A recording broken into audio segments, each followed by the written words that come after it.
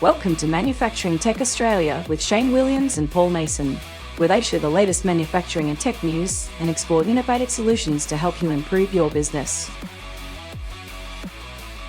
G'day folks, Paul and I are here at the bump in for Australian Manufacturing Week 2025 here at the Melbourne Convention and Exhibition Centre.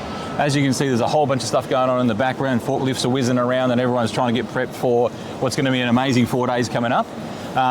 The show's split into multiple areas. You've got the machine tools section, additive manufacturing zone, the Australian Manufacturers Pavilion, which will be really interesting. You should definitely check that out. Manufacturing Solutions Zone, Robotics and Automation, Weld and Air Solutions, and all of the states have got sponsorships here as well and stands you can check out.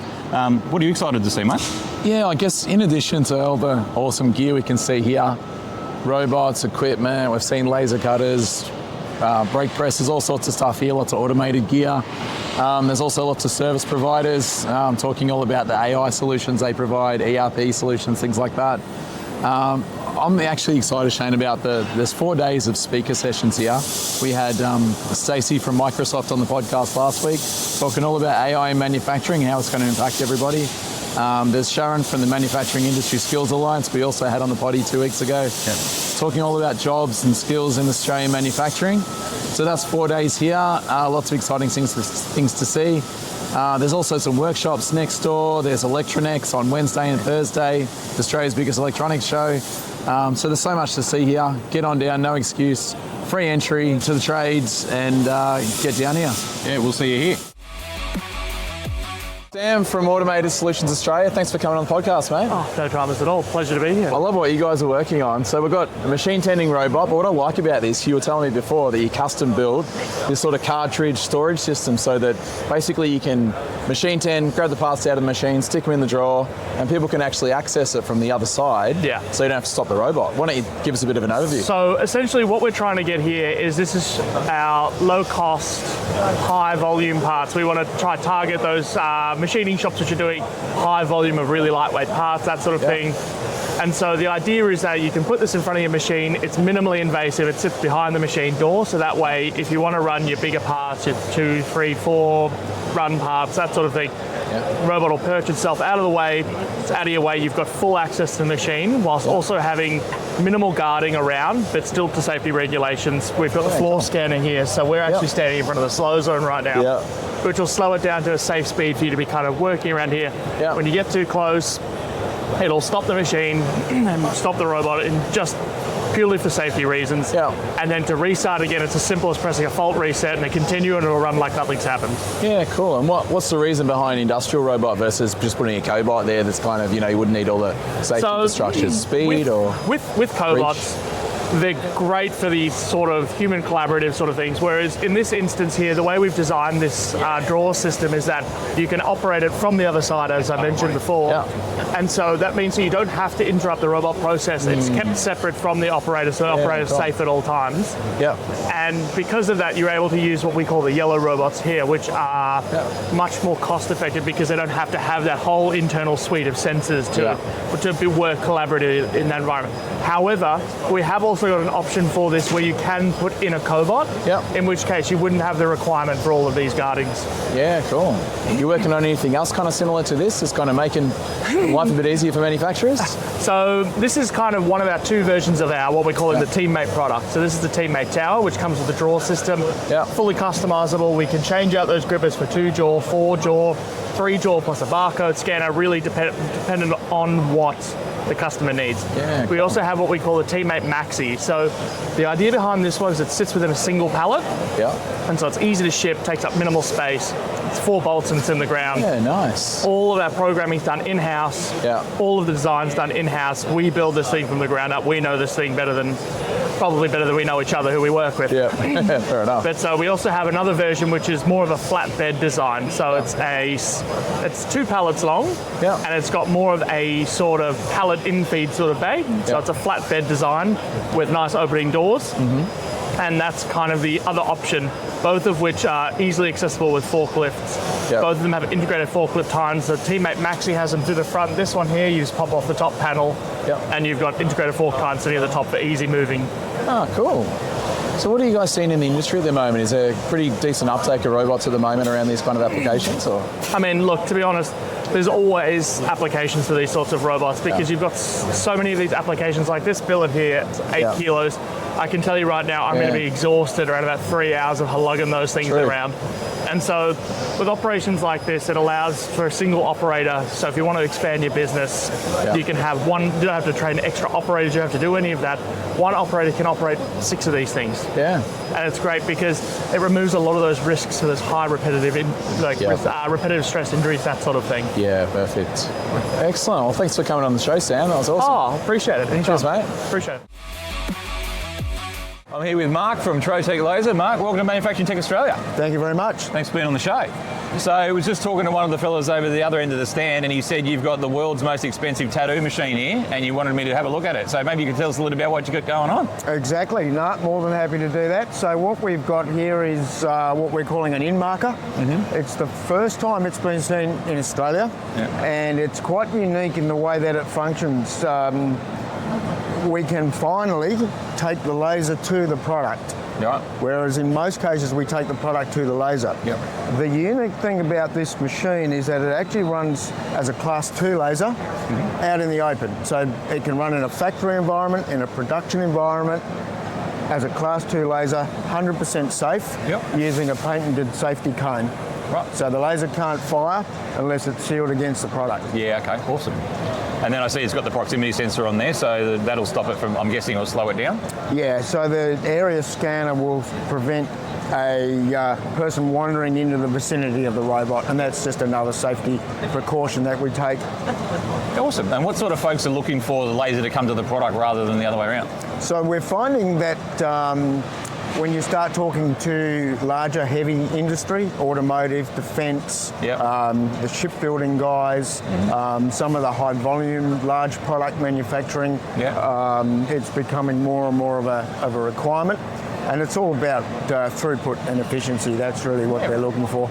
Awesome. And so that sucker's there. So this is your new edition that you're showing us at the show today? First time it's been seen in this country for the public to look at, Awesome. All right. And then next to it, I see you've got another one moving around here. What's this up to? Yeah, so traditionally we're running a laser workstation, a high-speed metal marking workstation, but we've been able to integrate a Cobot, which will allow us to not only move the product into the laser efficiently, but also mark both sides of the product in one operation, which is a game changer for us because to mark both sides of a product, you have to be able to rotate it. And to rotate more than one at a time is very, very difficult. So we can run this thing 24 hours a day, marking both sides of a product efficiently. Okay, and obviously you're simulating that at the moment because we've got the door open. We're simulating with the door open, absolutely. So what we've got when we're running this machine, we've got a side entry, which is also interlocked. So the laser can't fire when the robot is out of the hole. The door's shut, so again, we're Class 1 or Class 2, 100% safe. Yeah, right. So who's your target market for this guy? This guy here is a large different cross-section of industry. So we're talking to anyone that needs to add traceability, compliance marking, industrial batch coding, bar coding, anything from point of sale, retail, right through to identification and coding. Right. And so these here are the top end products, we call it that? Yeah, these are our upper end of our range as far as high-speed metal marking. And we cover the range completely from a small desktop solution right through to a fully integrated industrial application. Now, I heard earlier there was a use case where you're able to mark railway sleepers, is that right? We're actually marking directly on the railway track. Yeah, right. Which is a concept that is brand new. It's to do with GS1 compliance under what they're calling Project iTrace. We're certified under that code for identification and traceability through the supply chain. So the rail industry is being is being, I guess, brought into the future. Yep. And there it is there. In fact, a piece of Yeah, all right. track. Sorry, I'll be looking at your show. Let's have a look at that. So yeah, that's a proof of concept that the rail industry are looking at now for traceability of all of their product through the supply chain. Awesome. And then you've got some of the your other products down the end here. Let's have a look at those, eh? Yeah, absolutely. So traditionally, Trotec Laser builds a very, very high quality range of what we call flatbed CO2 lasers, which are general lasers for engraving and cutting. So we've got both CO2 and fibre lasers available in this configuration as well. Same quality, same output, but just a different way of delivering the laser to the product. So we're making switch plates on this one now. 90 switch plates in 30 minutes, I think it'll produce, which everything from personalisation, individual products, identification, right through to the industrial stuff as well. Yeah, right. And as you can imagine, there's probably a dozen different vendors trying to pump laser product here today. What makes Trotec Laser the standout choice? There's a couple of things that we bring to the market in Australia. One is that we're direct, so we are Trotec. We make them, we sell them. Yep. And we also support them. We've got a large infrastructure in Australia of a network of warehouses and branches. We're 100% factory owned, factory trained, factory supported. So we deliver them, we install them, we train the operators, and then we back them up. So you eat your own dog food? Basically, that is exactly what we do. Awesome. All right, mate, it's been awesome having you on the show. Thanks for coming on Manufacturing Tink Australia. Absolute pleasure, thank you. We're here with Paul from Bosch Australian Manufacturing Solutions. G'day, Paul, Welcome to the and show, Shane. Well, what do we got here, mate? I see some cool tool changing stuff, This some robots. is What a do new we got? acquisition from Bosch Power Tools, and it's on the BAM stand. Yeah. The company's called Robotics. Yeah. Austrian company, and basically here what we're looking at is active force compliance on a robot. So Right. pneumatic servo together with some piezoelectrics, and maintaining a low sprung mass. So it enables us to do things like sanding, polishing, deburring, grinding, things that require constant force. Yeah. So maybe, as an example, sanding carbon at high speed with robots, say, moving 1.5 metres a second, and maintaining a very tight tolerance on force. So we're also doing the abrasives through our SEER group, and in fact they're the group that have acquired Fur, and that's a great collaboration. So there's new consumable materials being developed that give a longer tool life, a longer consumable life. Okay. And everything from grinding welds flat, grinding soft materials like wood or carbon fibre, plastics and so on. Yeah, right. I know Shane's got a mate who's chasing one to polish his stainless steel parts. Is that something we can use for this? Yeah, maybe surfboards, things that are soft as that. Okay. Oh, fantastic. Excellent. So what's been sort of the highlight of the show for you so far? We're rounding up. We're nearly at the end. A lot of existing clients coming through, as well as new clients. It's been great chatting with students. So, we've both got that great vision of getting more students and new talent into manufacturing. So that's been fantastic. And there's a lot of world standard equipment here. So great opportunity to hear from all different sorts of OEMs, different applications and so on. Yeah, excellent. So in terms of the kind of work you guys are doing at BAMS at the moment, I know you work with a lot of startups. We've had you guys on the podcast before about some of those really awesome cases, but what's sort of been the last 12 months, 24 months that you've been working on? What are people asking for? What sort of products are you guys helping them develop? I guess that you can tell us about. Yeah, I'm just trying to think. So we're working on still sustainability projects, a lot of energy projects, renewables, batteries, some stuff that's in the marine science area, again doing some fantastic work with government organisations in that space that hopefully in the future we'll be able to tell you more about. Excellent. New stuff there, as well as at the smaller end, I guess that component assembly, medical device and biotech, still quite strong. Absolutely, the medtech space here, especially in Melbourne, is really booming. It's really fascinating. Wow, so I guess in terms of the robots and the smart, so we see seeing things like, are we seeing more intelligence, easier to program?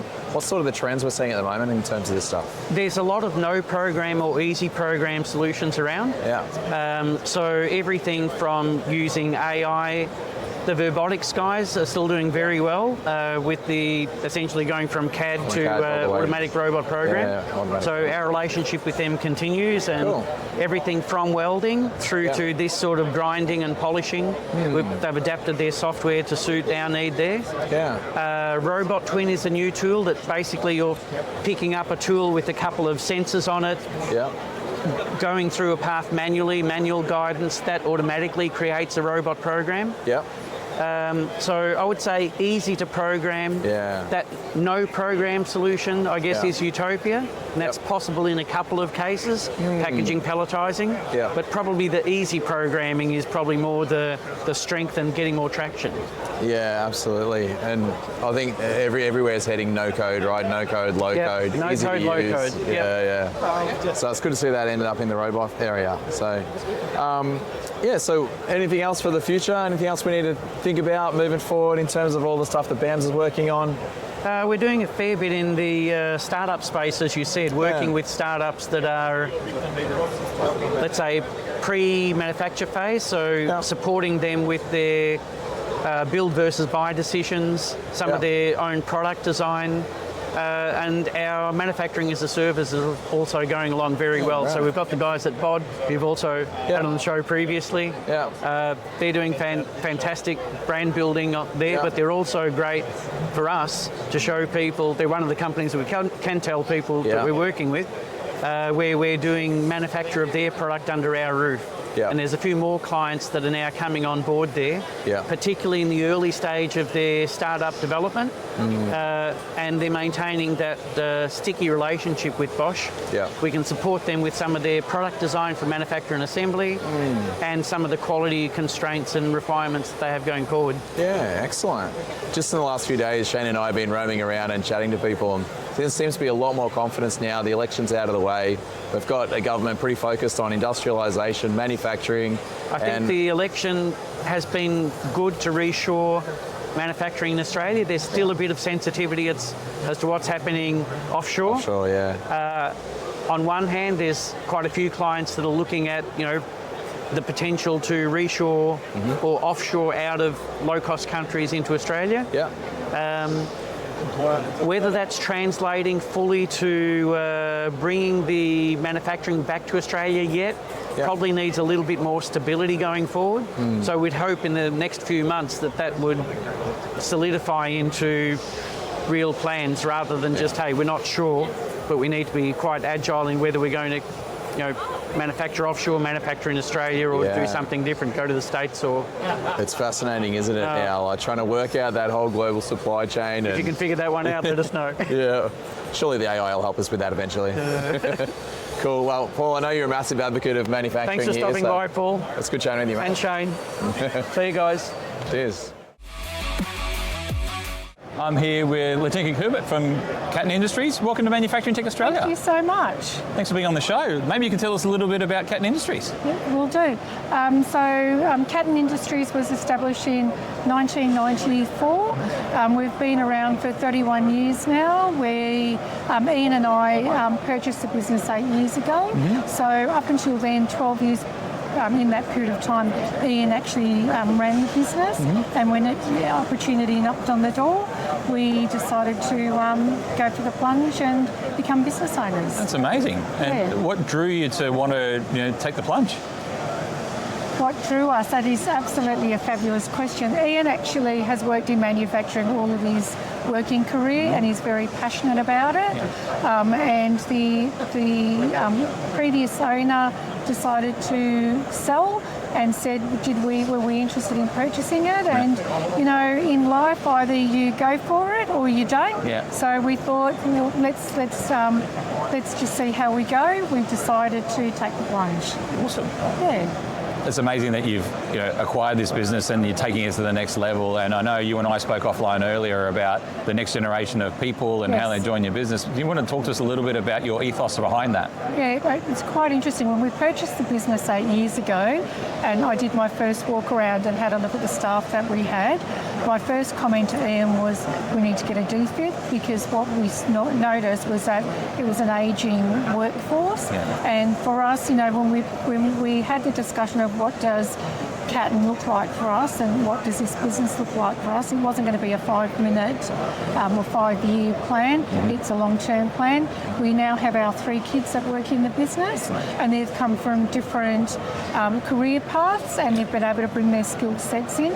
So for us, it was really about how do we get young people interested in manufacturing. So if I go back to when I went to school, the career path was girls went to high schools, boys went to a TAFE. There was TAFE career paths, and Ian actually did a sheet metal fabrication TAFE course, worked at Siemens, and then really moved up the ranks of learning how to do drafting, programming, engineering before coming into management and then becoming a business owner. So for us, it's really about saying, manufacturing has evolved so much over the years. It isn't dirty and it isn't as difficult as it was beforehand. My parents both worked in manufacturing. They worked for Johnson Tiles, and it was hard work back in the day. They were factory workers. Very long days, very dirty environment. Whereas now, with the way technology is developing and the way that our machines are developing, we can be so much smarter in the way that we manufacture. So we can actually sell manufacturing to young people as a great career path, females and males. And really for me, it's to say, it doesn't matter what you get for your ATAR, your path is the path you choose to make. There's so many different levels of getting to your end game. And so if you want to become an apprentice, work a few years, develop your skill set, find a niche that you're comfortable with within manufacturing, or you can be an all-rounder. You can then develop yourself and get into programming, engineering, and there's also a possibility of also owning your own business one day as well. I mean, I've come from an IT background, and back in the day when I started, it was a very male-dominated industry. There should be no restrictions. There should be no gender clauses in any career path that you take. It should be, if you want to do something, just go for it. There are no boundaries. Yeah, I love that. And I might even just take something as he said earlier that really resonated for me, which is family-owned businesses investing in people, and then that next generation of workforce.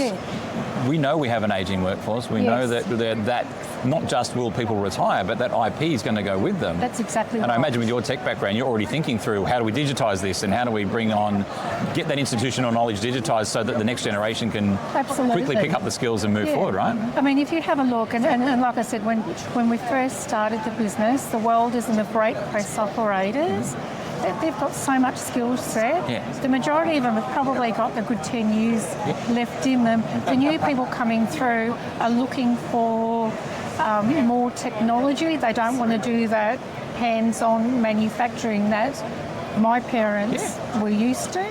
So we've just got to be smarter in what we're investing in machinery, so that we can program, and you can take someone with a lower skill set level and train them up to be able to fold, weld, etc.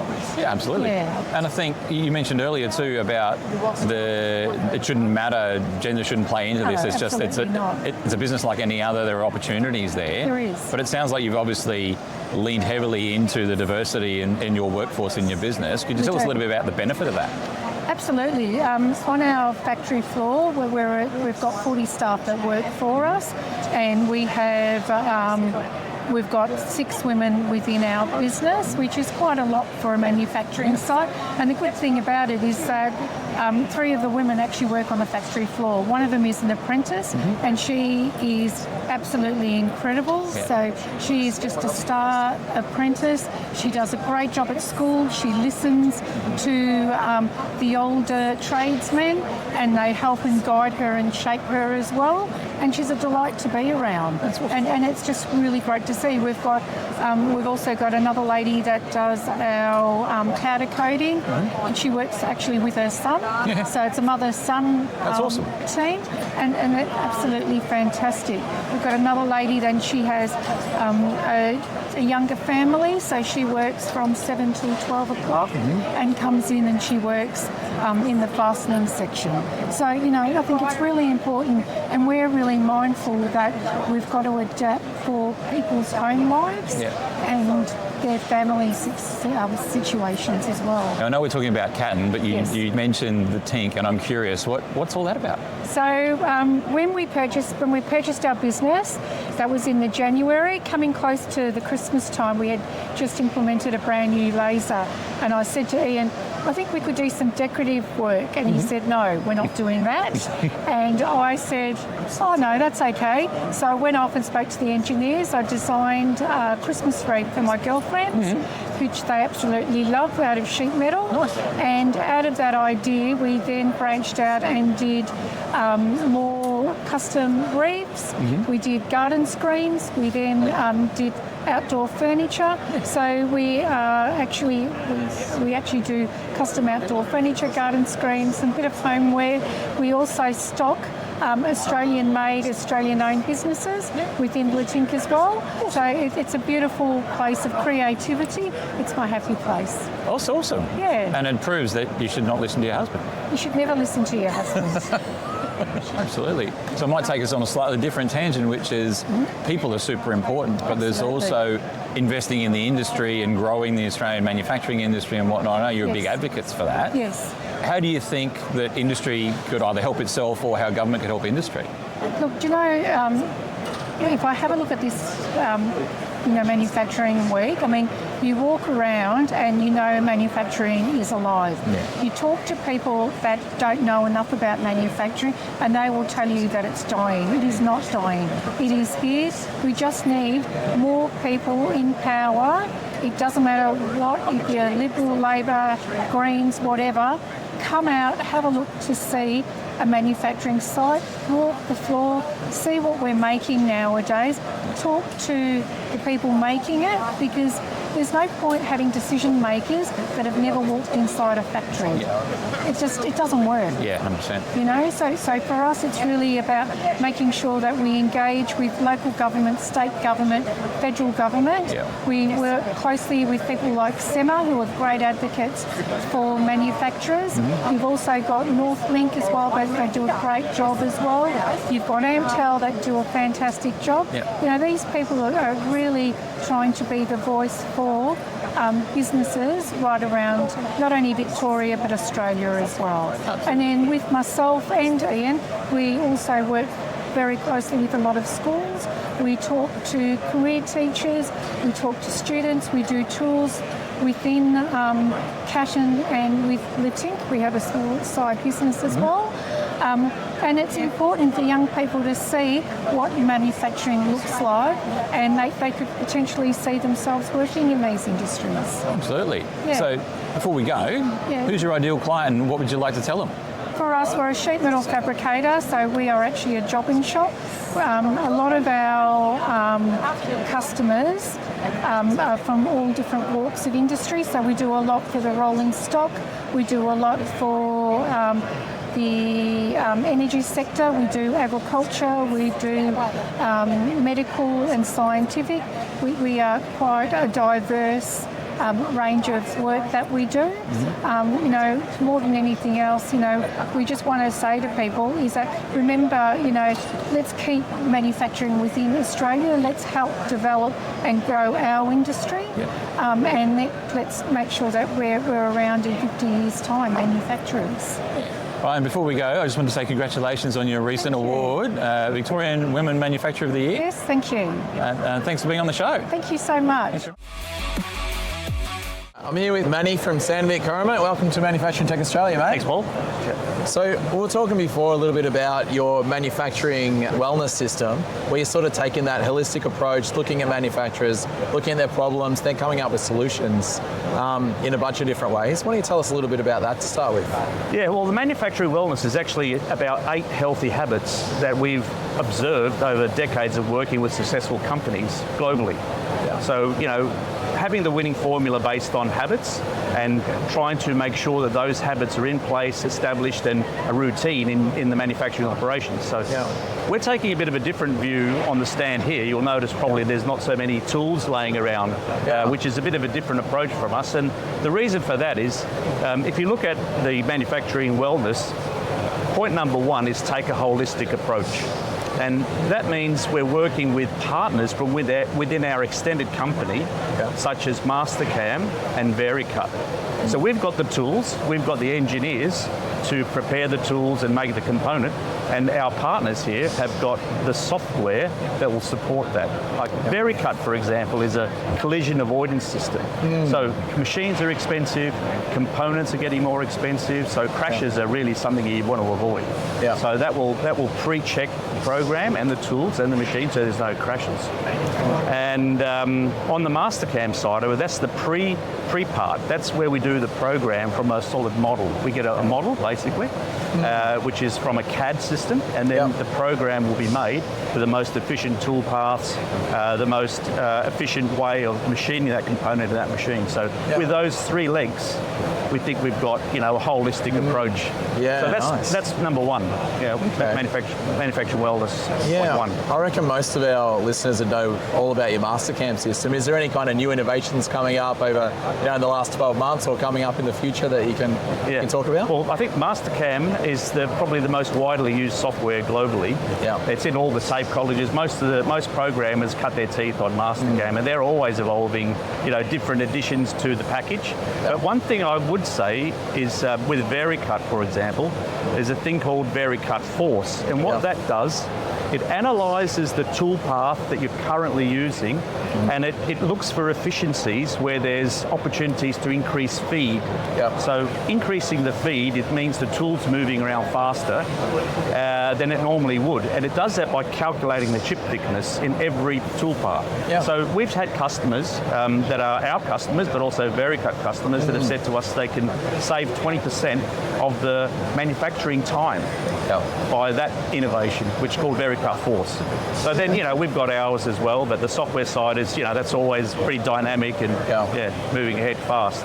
Nice. Some of those other solutions we were speaking about earlier, like this vending machine here is quite interesting. You want to tell us a little bit about this? These are becoming really popular in workshops because it really gives customers control over what's happening with the cutting tools. We have a saying that customers know what they buy, but they don't know what they use. So that's a big problem. You know, you might think, okay, we've got a big bill, but what actually happened? Where do those tools go? How do we measure where they're used? So with a machine like this, an operator can get access to the tools. By pressing a few, clicking a few barcodes, he can identify where the tool is going, like which person took it, which machine is going on, which component it went on. And we have one extra steps, like for example, is it part of a feature of that component? So we can drill right down to like 5 levels. And what that does, it comes back to, you know, unlock potential with data. Data is not only having sensors in machines, it's also about knowing where your cutting tools are being spent, focusing on the high cost operations, engaging a company like us to help reduce that cost. So, can that also tell like when the tool's broken or worn out? Is it tracking elements like that as well? No, with a vending machine it would be a manual report back to say tool broken, reason why. So it can detect where there's high consumption and an exclamation. Another type of sensor, let's say in a machine, can tell, you know, well, hopefully stop the tool before it breaks. So if we've got it'll detect if the cutting forces are increasing to a point of tool breakage, it will shut the machine down. So there's 2 different things, but that's more of a understanding high cost due to breakage and then tracking it back to see what could be done from that. Can that also detect if it's, you know, for example, if it's using the right tool at the right time and those kind of things as well? Is it linked back to the drawings and the design data? I think from the analytical point of view, yeah, we can say that someone has used the wrong tool according to where the tool is being used in the report. Yeah. So that can then trace back and go back to the operator and say, hey, look, you made a mistake there. You know, it caused a problem, or you know, be careful because that could cause a problem. So you can, once you get data, you can really, try to figure out, what's really happening and how to fix it. Yeah, perfect. Sounds interesting. Thanks for talking to us today, Manny. Mate, cheers. Pleasure. Thank you very much. I'm here with Samuel from Colotic Automation. Welcome to the show, mate. Thank you. Thank you. We're looking at this lovely UR10 sitting here. Looks like you're doing some welding or something fancy here. Yep. Why don't you give us a bit of an overview of what you guys are working on? Our system, Robotic Automation, developed two systems, and this is the way of the future in welding. Very hard to find welders. Yeah. So we developed the solution to fill the gap. Awesome. And we can get a quality welding with unskilled people.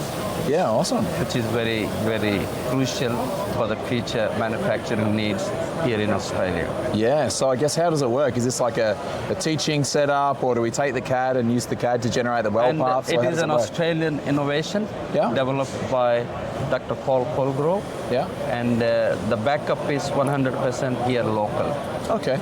And he simplified the program so much. Yeah. It's a teach program. Hold the torch, point 1, point 2, and press the button. And we have 3 cobots working for the last 2 years. Yeah. And we use unskilled people to do a skilled job. So unskilled welders welding using cobots? Yep, absolutely. Okay, so basically, fundamentally, you basically find the part, put the points in where you want to weld to. We program it, and then they just load, unload. Load and load. Yeah. And our program has got a design to produce a lot of productivity. Yeah. So we developed a twin workstation. Yeah. While Cobot is welding one side, other side operator can set up another one. Yeah. When it moves to this side, and then it's designed in such a way. Okay, excellent. Yeah. Right. So, and what kind of manufacturer? I guess small SMEs can say this. Anyone who needs welding done, right? From small SMEs to defense, agriculture, mining, aerospace, for everyone. It is needed. This is needed in future.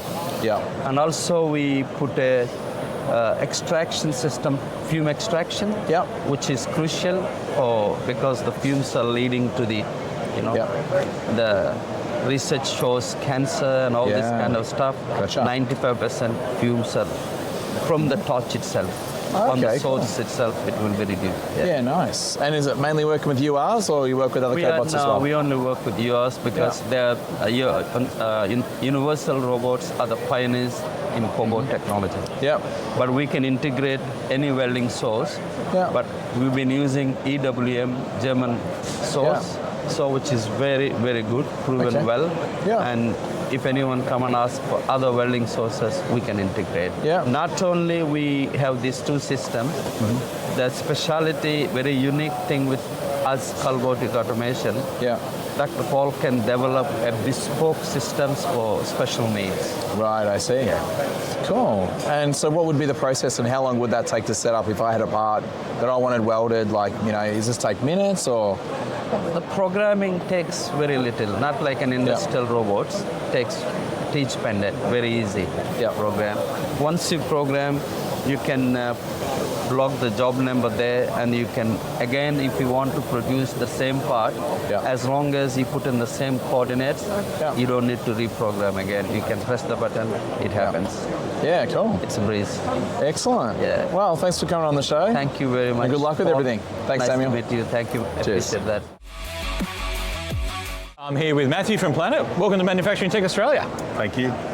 Appreciate it. So we just stumbled across this launch that you've got going on today, the Hexagon machine trainer, and we couldn't not talk about it. So thanks for coming on the show. Tell us a little bit about you guys and maybe a bit about what the trainer is. Planet are a solution specialist in the manufacturing industry in Australia. So we've got 40 years experience. So this week at AMW we're launching the Hexagon machine trainer. So it's a machine simulator simulation trainer. So your giant CNCs and stuff like that, this simulates those. So it's about getting new users into using CNC, teaching people how to use them without being afraid of crashing a machine. So there's no outlay for stock, there's no downtime if you break a machine, there's no outlay for tools, there's no downtime if you break a tool or a fixture or the head of the machine. You can crash this 1,000 times and reset it. No cleanup, right? Exactly. It demystifies machinery for people. It makes it more accessible.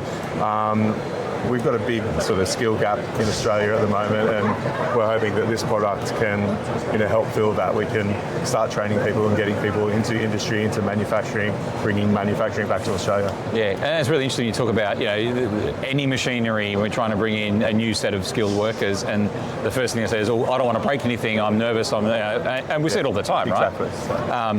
And like I said, this is pretty exciting, where you can go, right, this is the sort of stuff that our kids just take inherently as this is how you learn. Stick a headset on, do something, whatever that looks like. Bringing that into an industrial setting where we can reduce, hazards and risk and wastage and a whole bunch of really good reasons to use it.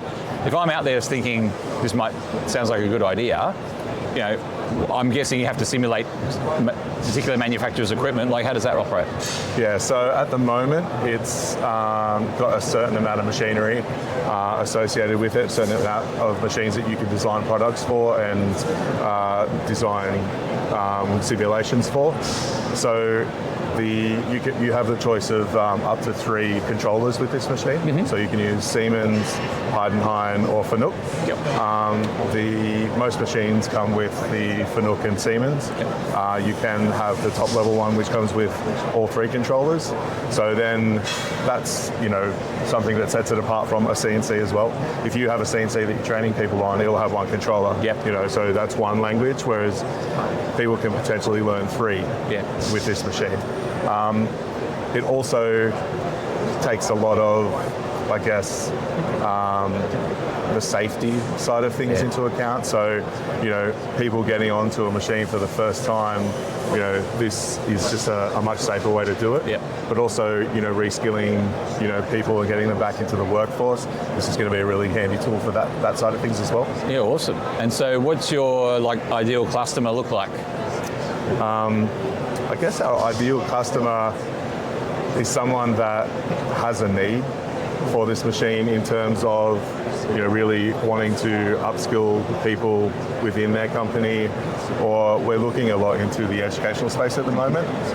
That's sort of, I think, where we're heading first. Yeah, absolutely. All right, mate, it's been awesome having you on the show. Thanks for spending some time with us. Not a problem. Thank you very much. Appreciate it. Cheers, mate. We're here with Greg from Wheelchairs for Kids Australia. Welcome to the show, mate. Thanks, Paul. Excellent. So why don't you tell us a little bit about what you guys are doing? Yeah, look, we're very lucky. I work for an organisation called Wheelchairs for Kids Australia, and we manufacture an all-terrain wheelchair. Cool. It's not only all-terrain, but it's fully adjustable, and we manufacture them in a factory in Perth, in West Australia. Pretty unique in the fact that we've got over 250 volunteers, and the average age is 74. And then we send them to over 81 countries around the world free of charge. No way. Yeah, it's fantastic. So who's funding all this? Yeah, so the general public, we're fortunate to get a fair bit of support from the general public, also small to medium enterprise, some corporate organisations and the state government in Western Australia. But we're always looking for more support, not only necessarily from a funding perspective, but maybe supply and introducing us to people that can help us out. That's awesome.